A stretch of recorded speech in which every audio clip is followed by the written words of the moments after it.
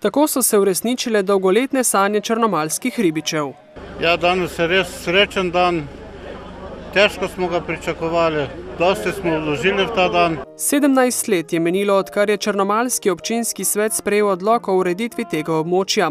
S pomočjo občine so ribiči tudi odkupili 38 tisoč kvadratnih metrov površine in uredili ribnik namenjen športnemu ribolovu. V okviru projekta Viri življenja pa so ob ribniku uredili učno pot in zgradili težko pričakovani ribiški dom, vreden 107 tisoč evrov. Bilo je vloženega ogromno prostovoljnega dela, od jutra do večera smo bili tukaj na tem laki, v tem blatu.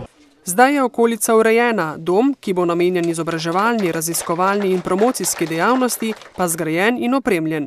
Celotno območje je postalo vabljiva učilnica v naravi, saj gre za izjemno naravovarstveno bogato območje, na katerem je del naravovarstvene vrednote namenjen gospodarski rabi, drugi del pa ohranjanju narave. Kajti, vkolikor ne bi tukaj na tem območju našli nekega sozvočja z ribiško družino in varstvom narave, bi bilo tukaj prepuščeno dejansko sukcesiji v naravi, se bi vse skupaj zaraslo.